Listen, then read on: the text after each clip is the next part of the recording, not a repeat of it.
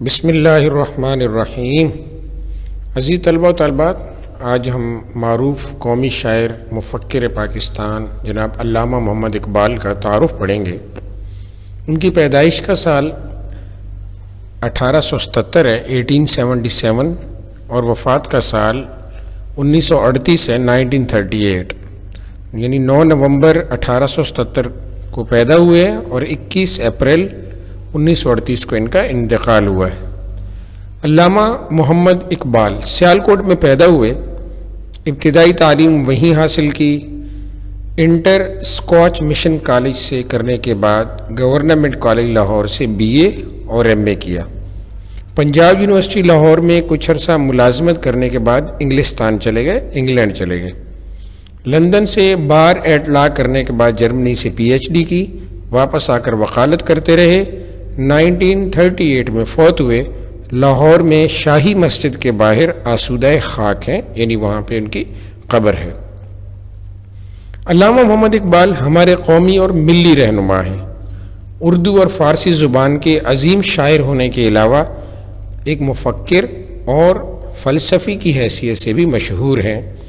فلسفی میں فلاسفر اور مفکر تھنکر۔ وہ 20ویں صدی میں اسلامی نشاط ثانیہ کے ایک بڑے علمبردار تھے۔ انہوں نے اپنے فکر و فن سے مشرق و مغرب کے ادیبوں، شاعروں اور عام لوگوں کو بہت متاثر کیا۔